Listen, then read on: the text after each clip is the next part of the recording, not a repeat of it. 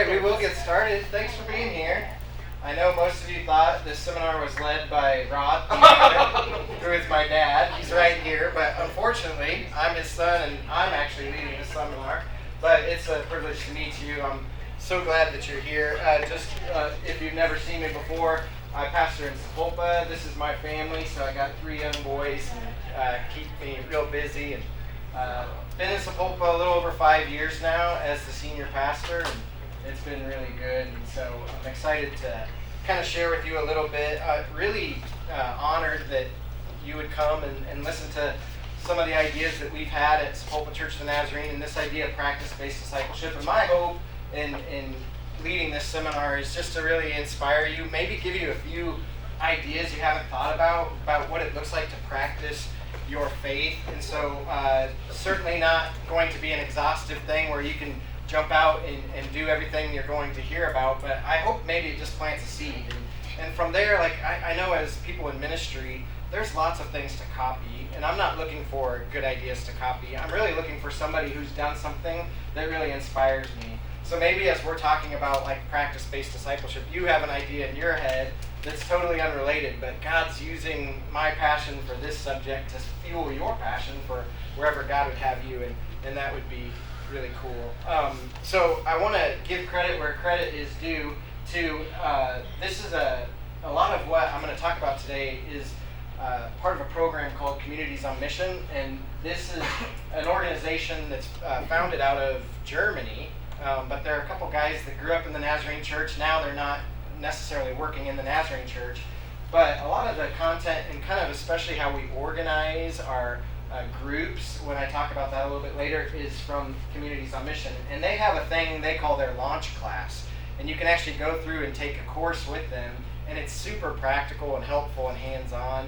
And they've been a great resource to me, and so I just want to give credit where credit is due for that.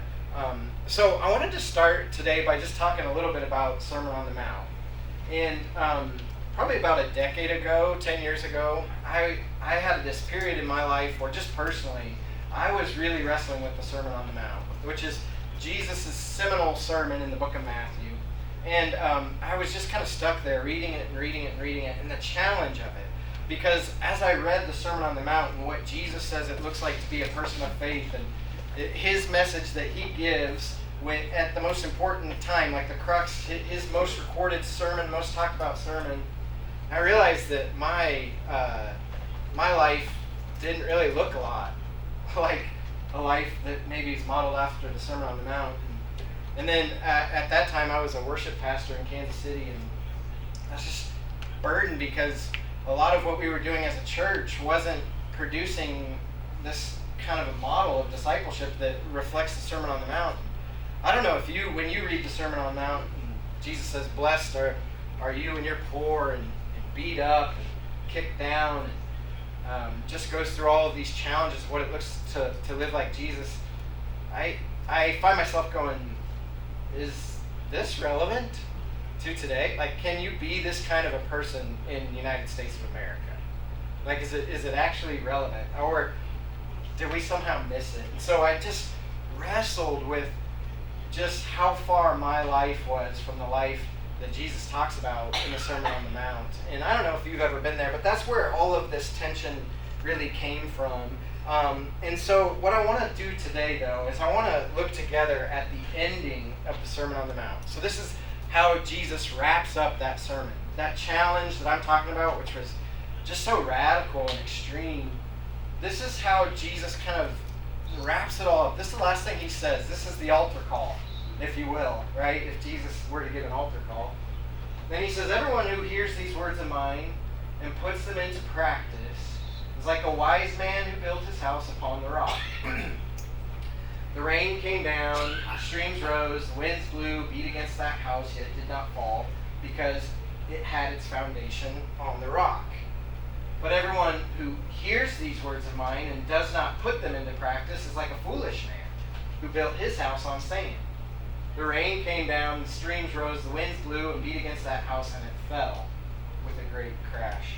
And so if this is how Jesus called people to respond in his sermon, I think it's kind of a fun exercise for us to consider why would Jesus end the sermon this way. And really the question that we have to answer is, what's the difference between the wise and the foolish builder? And so I'd like for you to participate because there are a bunch of ways in which they are similar. They're exactly the same, the wise and the foolish, but then there's some key differences that we want to point out. And so I'll go back to this first part, but somebody just tell me what's the same about the wise and the foolish, or what's different about the wise and the foolish. Both hear his word. Both hear it. Yeah. So they're both engaged. So they both know. They both know. Yeah. We can assume that. Like if they hear it, there's some sort of cognitive understanding that they come to. Yeah. It rained on both of them. It rained on both. Yeah. So it didn't keep them from the trouble. They both got rain. Yeah. That's what I was going to say. They're both here. Yeah. They're both building. Both building something. Yes. Which is good. Their practice is different. Their practice is different. Yeah. So what do you see there? The difference in practice. Foundation. Right. So the practice is foundational. Obeying or not. Obeying or not. Okay. Yeah. So that was awesome. You guys just encapsulated that perfectly for me. So the cool thing is, both the wise and the foolish, they hear and they understand. So they were probably at the same revival meeting where the fantastic preacher just like gave them everything. And then they went to their Sunday school class because they're really good disciples. And the Sunday school teacher helped them like understand the context, and they dug a little bit deeper, right? But they were all in that. They were there. And then they were at the prayer meeting and praying together. But one of them actually went out and lived the way that Jesus said to live. It says they practiced, and the other one failed to put it into practice. So it stopped at this level of just hearing and not actually pushing in.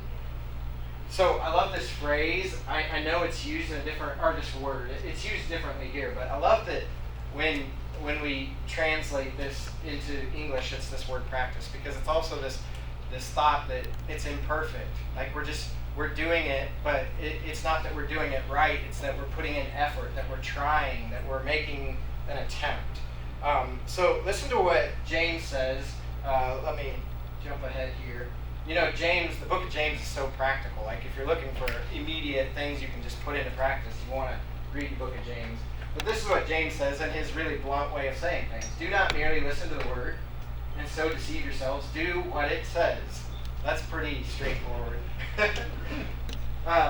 Anyone who listens to the word does not do what it says. It's like someone who looks at his face in the mirror. After looking at himself, goes away and immediately forgets what he looks like. But whoever looks intently into the perfect law that gives freedom and continues in it, not forgetting what they have heard, but actually doing it, they will be blessed in what they do. And so what makes you wise is actually putting what you know into action. And so that's the key thing for us when we think about it today. Look how Jesus taught us to pray. This is how Jesus taught us to pray. Your kingdom come, your will be done on earth as it is in heaven. Like, there's this belief that Jesus had in us that we would actually participate in kingdom building significance. You know, it's not, we'll teach you how to pray that, you know, hopefully God will just come through in marvelous ways while you're hidden away in your prayer closet. God will do all the work. No. It says, your kingdom come, your will be done. It's going to pull it down from heaven all the way to earth. And so there's a quote in thinking about how the church does things from this Phil Zimmerman, who is Communities on Mission leader. He's in Church in Action in Germany. He says, what if the church was intended to be a place that fostered the inbreaking of heaven on earth? The church is not only there to preach Christ on Sunday morning, but to actually look and act like Christ in this world. And so that's the key for me, because Jesus didn't just talk about making a faith decision, you know, coming down to the altar and giving your life to Christ and having this ascent of faith. You know, Jesus certainly was interested in belief. He talked about us being saved by faith, and Paul kind of follows through on that. But I believe that Jesus was just as passionate about us being kingdom agents. Like we're actually helping to bring the kingdom of God down to the earth. I think the evangelical church has so much urgency on this moment of professing faith and believing. And we focus there so much. And my thought is, as you read the Sermon on the Mount, the New Testament, is we need a new level of urgency on what it looks like to actually practice what we believe, to actually be shaped and formed. So the question for us is, if that's actually really important to us, how is our discipleship model in the church allowing us to practice and not just hear? And that's what I want to talk to you about today. It's like, what does it look like? If this is so important that we actually put it into practice and live it out, how is church shaped? How are our discipleship models shaped to actually allow us to do that? And I think we'll see that we can make a lot of really good progress in this area. And if we believe that we can really bring heaven down to earth. So I love a writer named Bob Goff. He's a speaker too. He writes really simple books, but just tells stories, really creative. This quote really fueled me for a couple years in my life. He says, "For me, agreeing is cheap and obeying is costly. Obeying is costly because it's uncomfortable." So he says, what I've been doing with my faith is this. Instead of saying I'm going to believe in Jesus for my whole life, I've been trying to actually obey Jesus for 30 seconds at a time. Isn't that good? So much of the church's programming and energy is put into education, to teach, right, to warn people, to inspire. But much of the participation level, we just leave to people to figure out on their own. Like, we don't help guide them in what it looks like to actually practice their faith. So churches are excelling at helping people understand. And honestly, the world as it is now, it's so easy to understand. You get on YouTube, pull up any of your favorite preachers or Bible scholars or anyone you want. Like, understanding is the easy part in my mind. So how do we as a church recognize that we're weak in practice and build things that can help our people be a practicing people, like Jesus said in the Sermon on the Mount? I like somebody mentioned this, both the wise and the foolish builders built houses. So when it's not raining, the houses probably look the same. You walk by on the beach, like, wow, these are impressive houses.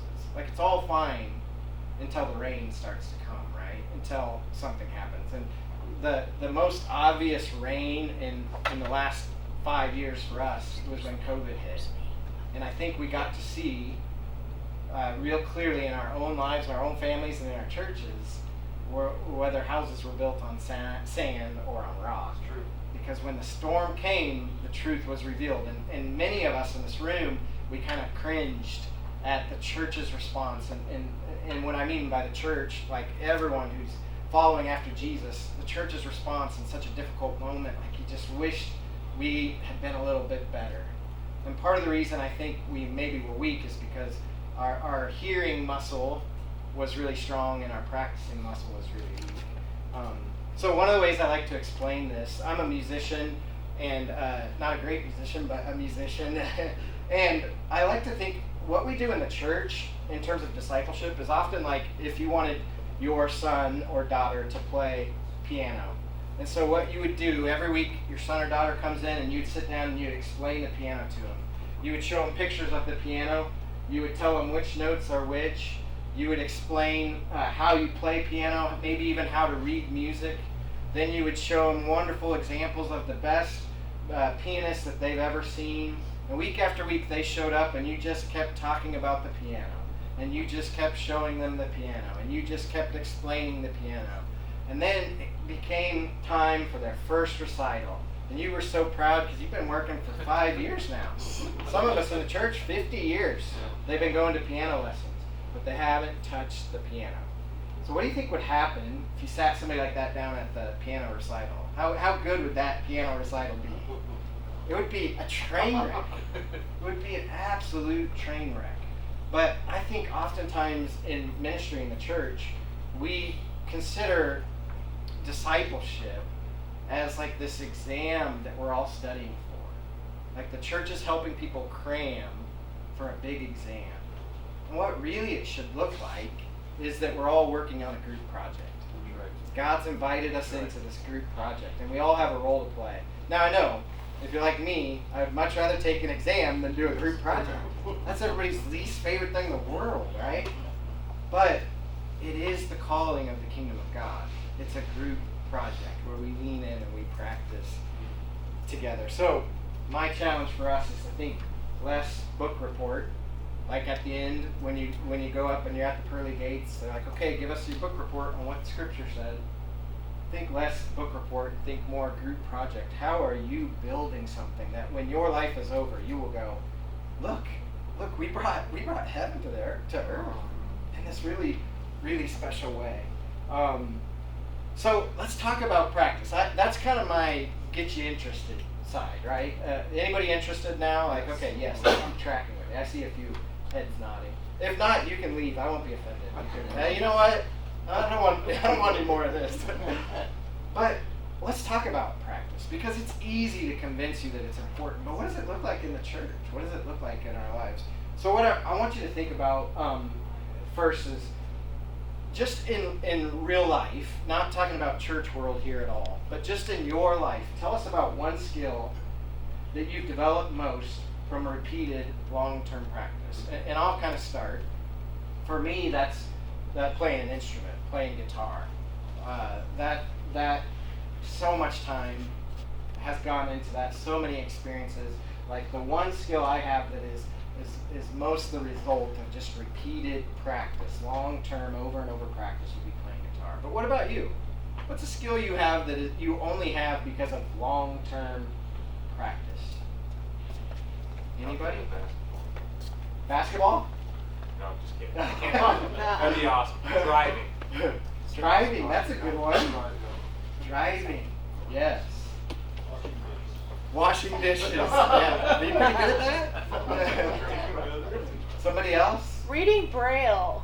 Oh, wow. Reading Braille, I love it. Yeah. I can imagine that was a little rough to begin with. I started in 2nd grade and I still read it to this day. Cool. That's awesome. That's cool. Yeah. Colonoscopy. Yeah, good one. Anybody else have that one? Anybody else get it going on? Anybody else want that one? I'll tell you what I want is a doctor who has a lot of practice. I don't want the doctor who's just heard a lot about it. Yeah. Surgery. Yeah, that's a good one. That's a good one. And that's a perfect example of, I've never gone to med school or whatever, but you're not prepared to do surgery once you've read all the books. No way. You've got to get your hands in there. Yeah, so I love that. That's really good. So let's get practical here for a second and talk about what this looks like. There we go. So what's important for us as leaders, if you're in this room, you're a leader, you might be leading a class, you might be leading a church, you might be leading your family, but the reason you're here is because you're a leader. You're going to step in and say, I'm going to care about this more than everybody else is going to care about this. I'm going to drive it, right?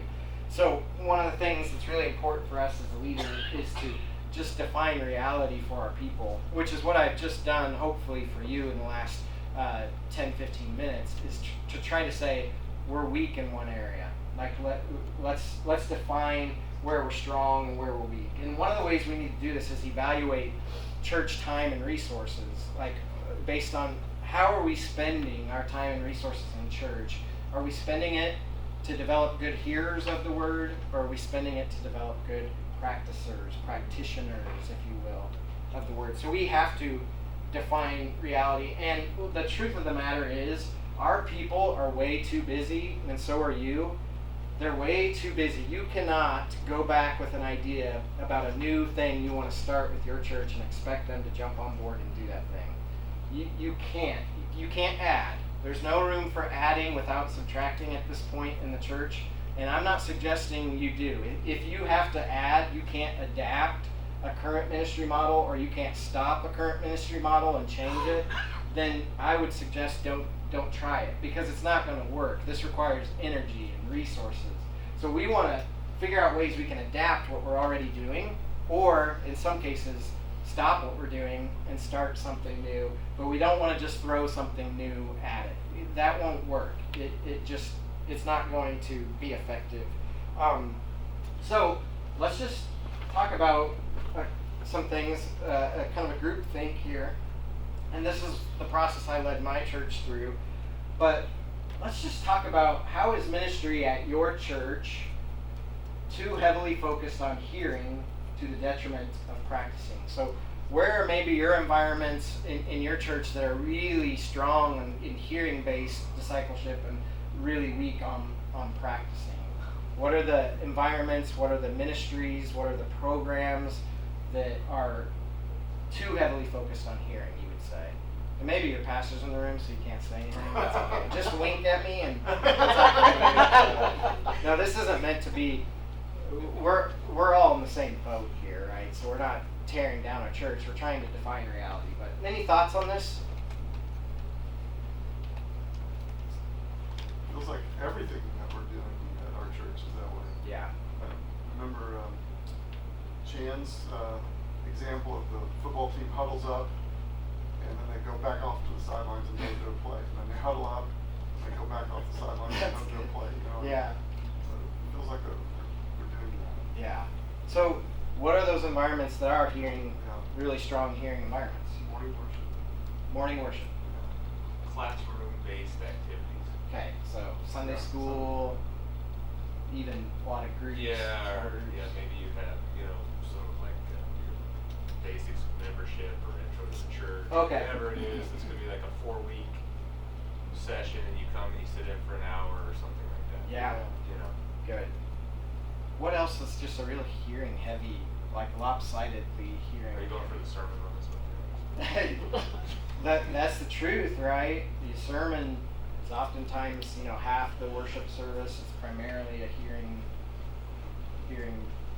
But the Wednesday night and Sunday night aren't in ministry. The main service, sometimes, the one that's not focused on. Yeah. Sometimes it's, we're going to do this and this and this, and then for the rest of you, we've got our regular Wednesday night service or our Right. Friday night service. Let's focus on prayer or something like that. Yeah. Good. Yeah. Somebody else? One of the things we don't think about oftentimes in this realm is like, what about staff meetings? What about board meetings? What about where you're gathering leaders? Because the leaders are really going to drive this for you. So are your leadership environments primarily hearing based too? I think that's an important question to ask.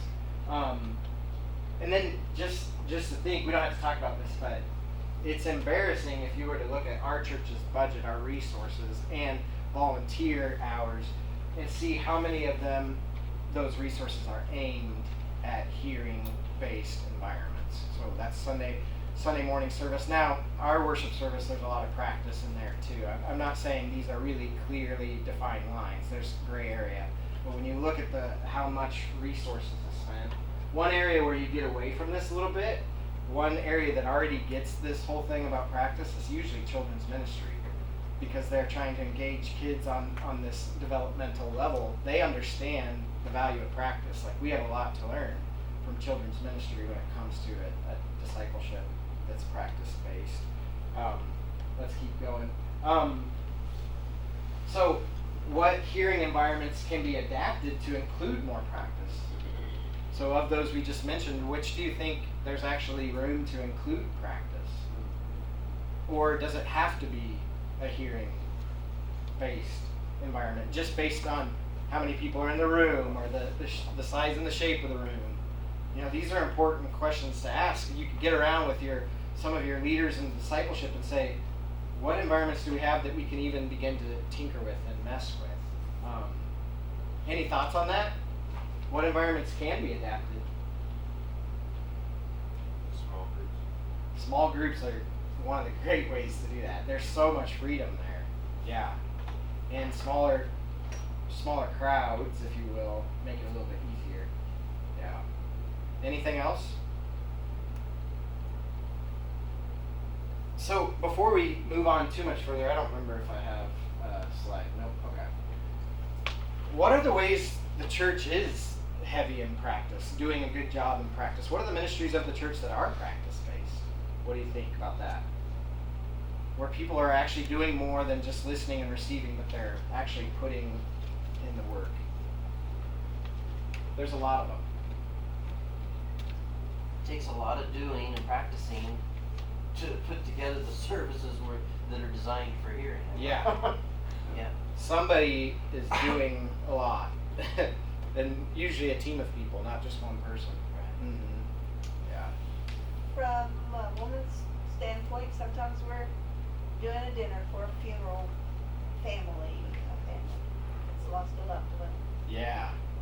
Care, I would kind of lump that into like a care ministry, which is like a big umbrella, but that's a great example of practice-based discipleship.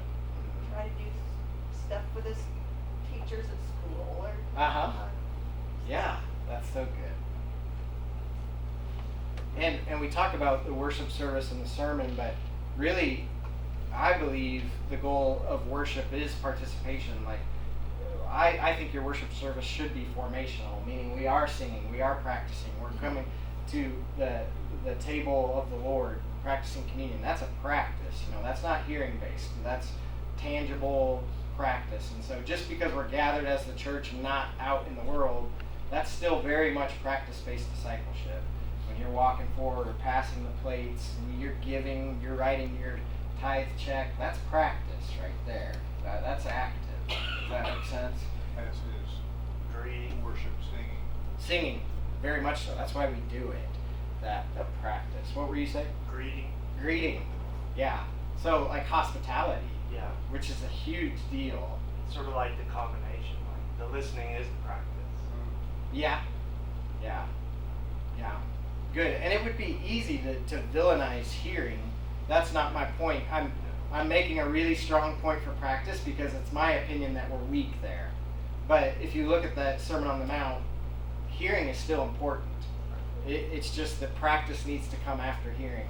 So I'm not saying we should stop doing sermons or we should stop having Sunday school class or any of that. I'm saying we're really lopsided in the church, and we want to see if we can kind of push back against that. Any other environments that are practice-based? When you really sit down and think about it, you can come up with quite a few areas in the church where it is practice-based. I laid out kind of an indictment for our discipleship model, but there's a lot of ways you can find where people are putting their faith into practice, and the church is behind that. Finding ways to serve the community. Yeah. So get out of the church. Yes.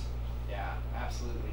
And I think the tricky thing is churches are trying to figure out how to do that. Like, do we do that as a large group? Do we do that as a small group? Do we do that in rhythm? Do we do it seasonally? Just trying to find what that looks like. It has to be one or the other. No. Yeah, exactly. Yeah. Good. So as we distinguish kind of between what are hearing environments and what are practice-based environments, I think one of the things we have to think about is just making a change to a healthier diet. I think our diet's just off. Like, the diet is so heavy on hearing. So what does it look like to just have a diet that's a little bit more balanced with practice? And one of the things you might have to do, which is hard, is you might have to shut down some environments that are really hearing heavy, that are keeping your people from engaging in practice heavy environments. Because if you offer them side by side, if you offer primarily just a hearing based environment and a practice based environment, what do you think people are going to attend? Almost always. There will be some activists in your group that just can't stand to have another Bible study. Let me love someone, for goodness sake. But most people are going to gravitate towards hearing. And it's not because they're bad people, but you look at our educational system as a whole. Like, that's just how we're kind of taught that's most valuable. And so you might have to stop doing a really hearing heavy environment so that you can implement and practice your faith in a different way. So what I want to do is I want to just tell you some stories of how we're trying to make dents in this.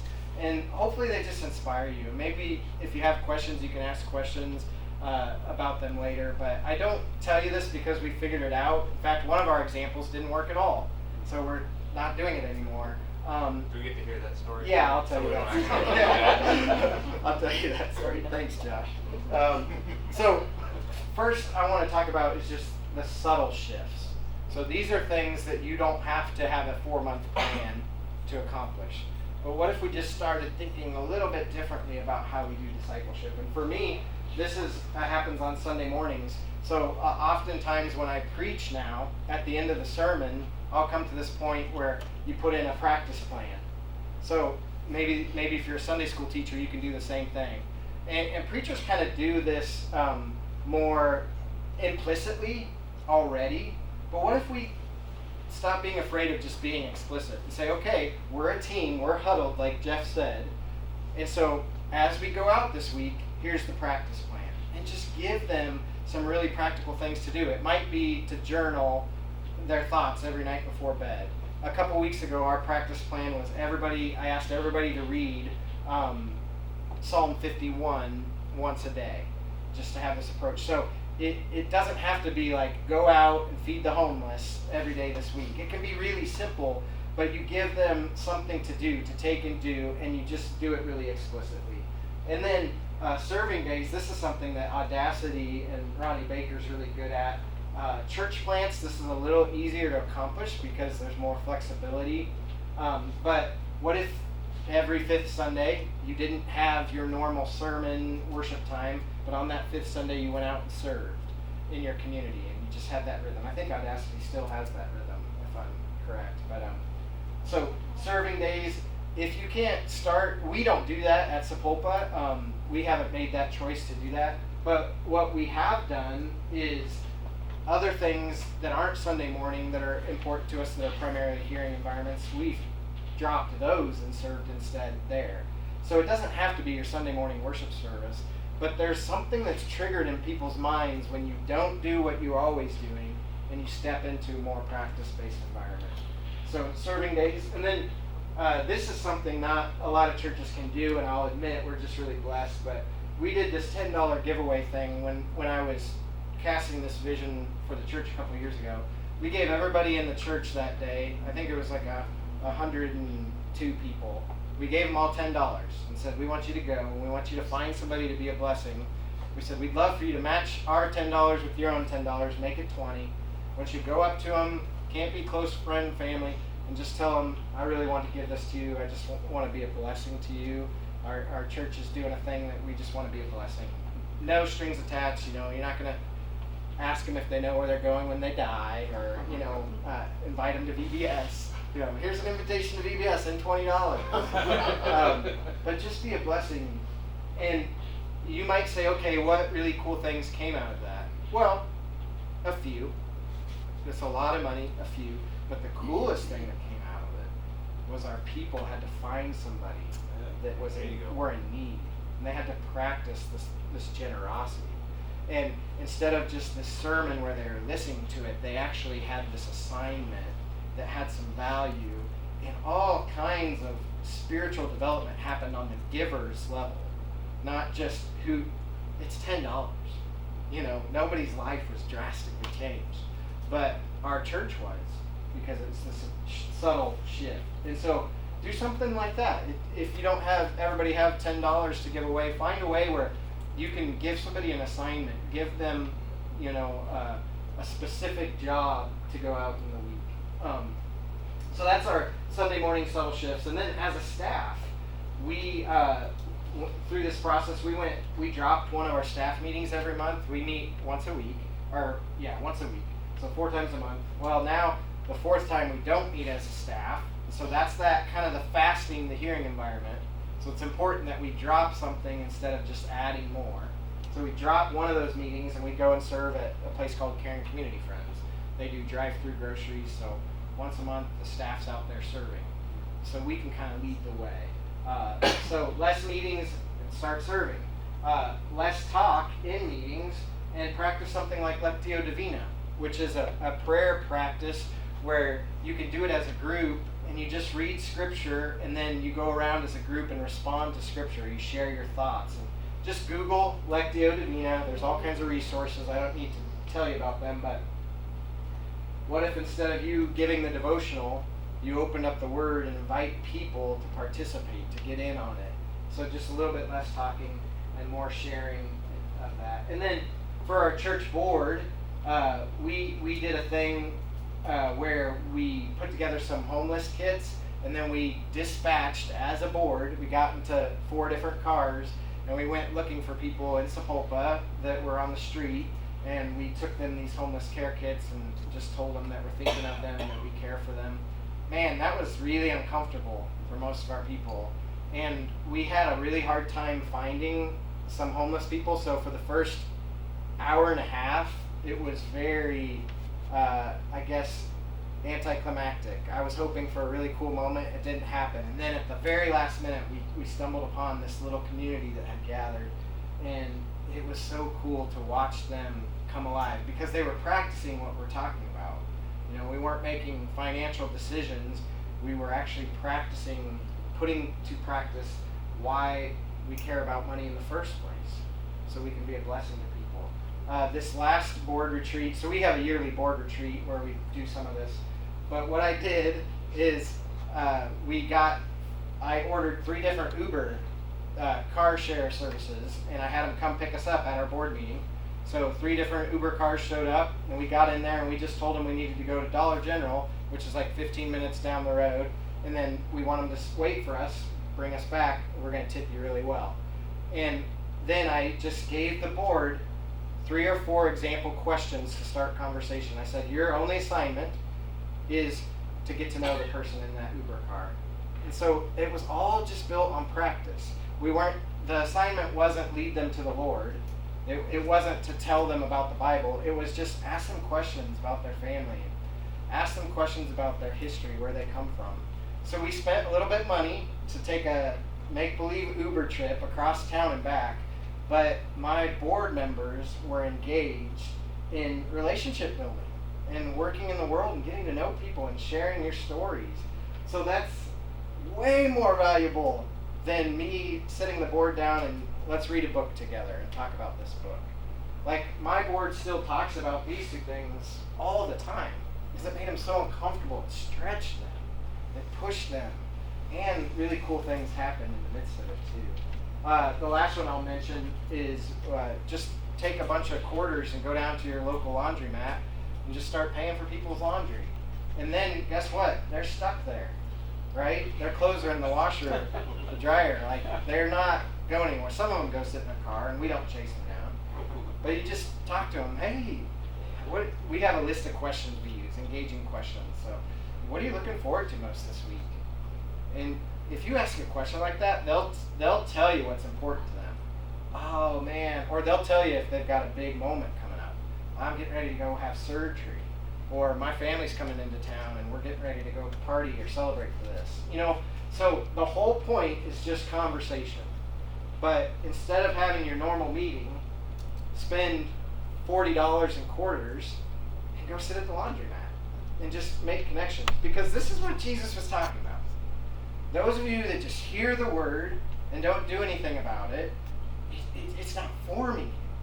But if you just take the small step into the laundromat, now you're actually shaped and formed.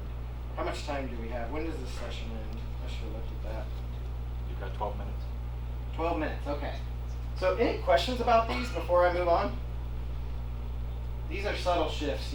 You could implement these next week if you wanted to. And maybe you've had some ideas as I've just shared those. Okay, I want to talk to you about like the big shift for us and just tell you a story, and then we'll have some questions. But obviously this whole topic was on my mind real heavy. This was a couple of years back now, and really wanted to change what we were doing, wanted to make a shift. And that's when I stumbled upon the Communities on Mission model. And so what I really felt like God was asking us to do is to change our discipleship model, which is Sunday school and small groups. So that's what we hope for everyone who comes to Sapulpa Church of the Nazarene. We hope for 3 things. They'll worship with us, they'll serve with us in ministry, and that they'll be in a discipleship group. When we say that, we mean Sunday school and small groups. We have both. So I felt like we needed to change the way we do Sunday school and small groups to include more practice. And so I just started trying to figure out what that looked like. And really the place that I started was I gathered some of our best idea people, the creative people in your church, and I sat them around the table and I said, what do we have to offer our community? Like, I asked them this question, if our church could do anything, there was no limits on what we could do, what should we be doing in Sapulpa to make a difference? And then, since this was a creative meeting, you have to totally take off the limits of their imagination. So there's no wrong answers, and you don't let anybody argue with somebody. So if they say, well, I think I think we should start an animal rescue and a zoo, and we should have, exotic animals and stuff. Nobody's allowed to say, you're crazy, this is why that won't work, we don't have the money. As the leader, you have to shut all that down, because really bad ideas spawn a little bit less bad ideas that spawn decent ideas that spawn good ideas that spawn great ideas. So have the creative meeting, only invite your idea people. These don't need to be your doers. These are the people that are always talking to you about crazy ideas they have. Invite them in the room and list out all the things they say. And then say, okay, if we can only do one of these, you get one vote. Everybody in this room gets one vote. We can only do one of them. What would you do? What are we best equipped to do? Like now it's a little more practical. Like what are we good at as a church? What's our heartbeat? And so that's what we did. Here's our list of all the stuff we came up with. Some of it was crazy. Some of it, like payday loan repayment. Let's just go down and start repaying loans. Okay, that's not going to last long. We'll run out of money. But you can see the ones with the stars started getting votes, and we came up with this idea that we wanted to help foster families. We wanted to care for them and support them. And so these, you can see it circled here, foster care support night was what we came out of that meeting with. The unfortunate thing was, now I was the leader. Our church just said we want to help foster families, and I know nothing about that, right? And that's the scary thing, is you just have to take the best next step in front of you. I called DHS, they connected me with another DHS worker, and I said, you know what?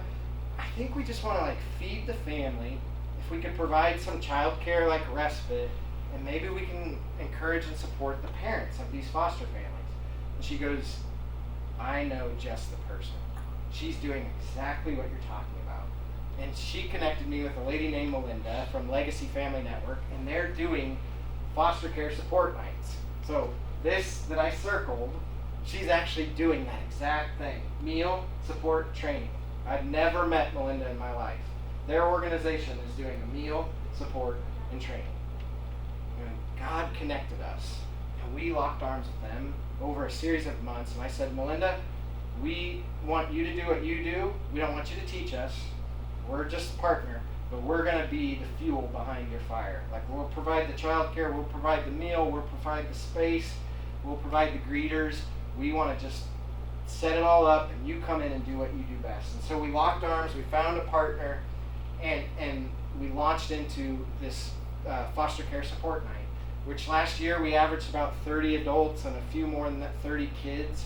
People that don't go to our church, they just come in once a month for training and support. We watch their kids, we feed them really well, and it has just become this powerful kingdom building moment.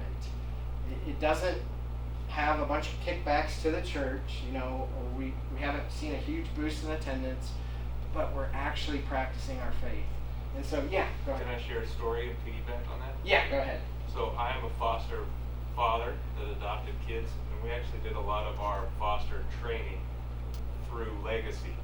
So because of people like Brady, helps me to foster kids and adopt kids. So you never know who you're going to bless. It might be the guy in the front row who doesn't keep promotion.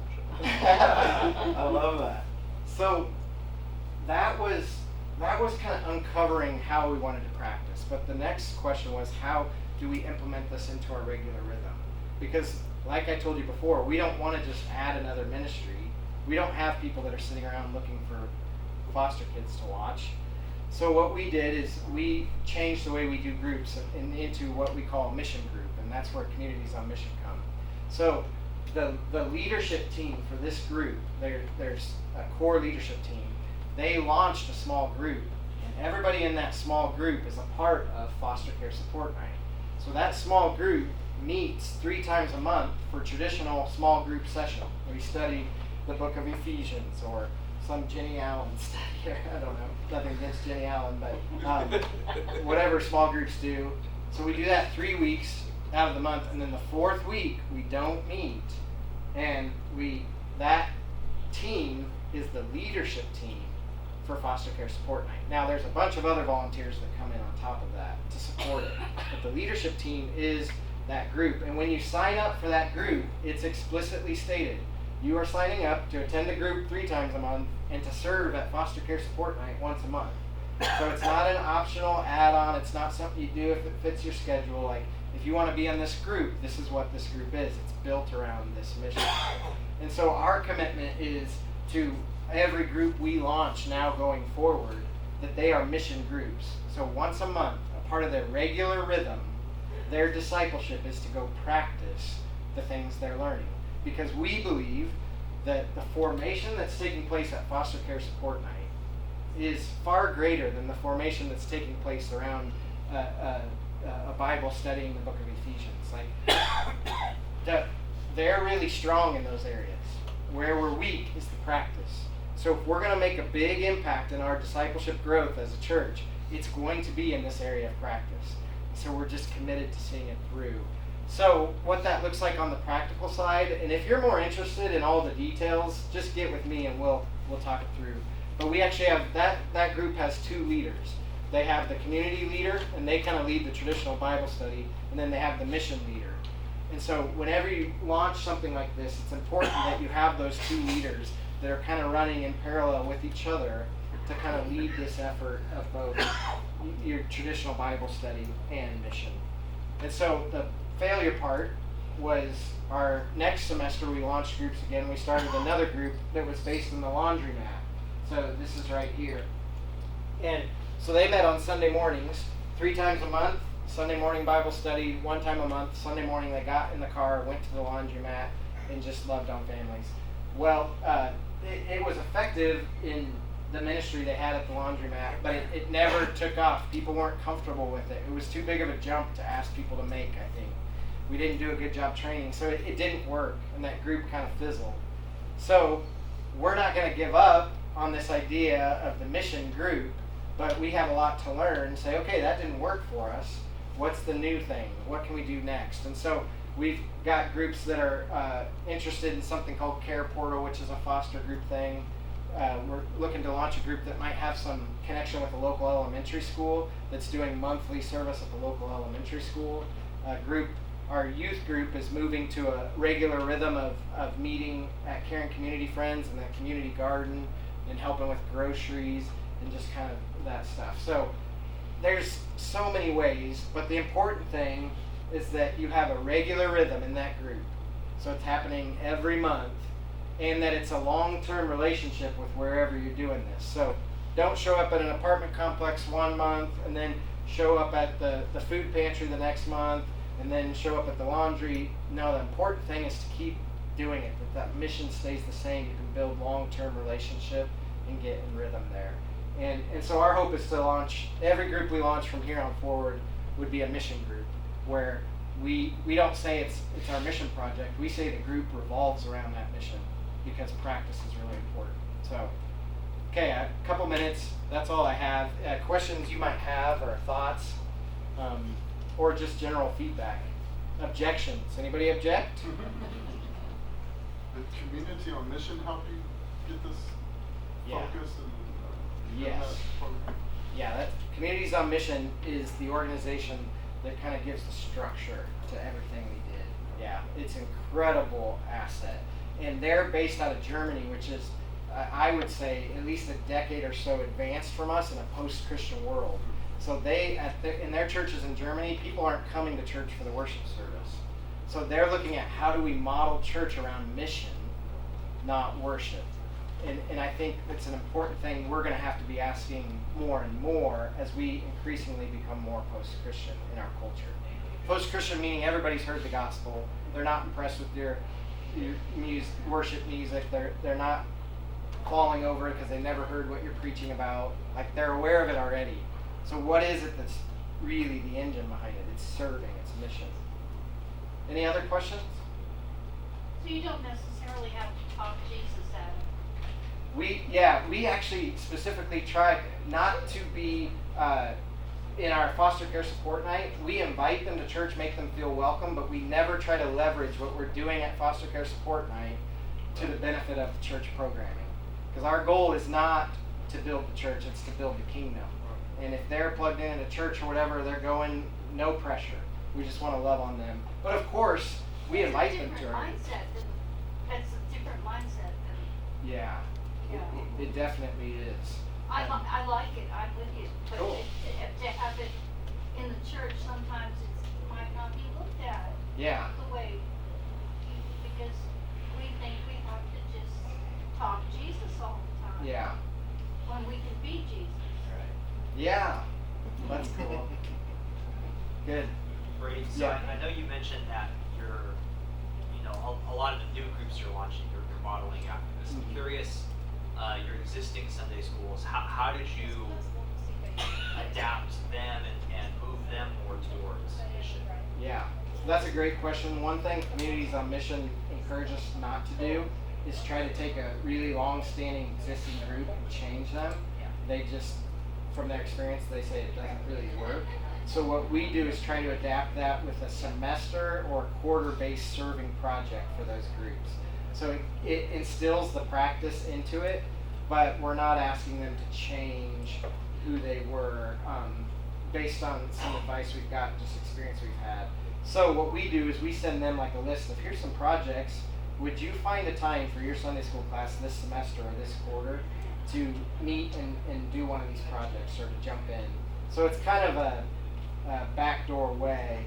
And so our commitment is really looking at new groups and going forward, and then to try to bring the existing groups in as kind of late adopter. Does that answer your question? So we haven't spent a ton of energy trying to convert existing groups. Oh, okay. Yeah. Yeah. Do you have like a waiting list in case that payday loan payment thing comes We can, yes, we can. Yeah. Well, I know it's time to go, so thanks for listening, and I hope, if anything, I've just inspired you to think about, even in your own life, what does it look like to be a practitioner of faith and not just a believer or an agreeer with Jesus, right? He doesn't need more agreeers. He needs people that are bringing the kingdom.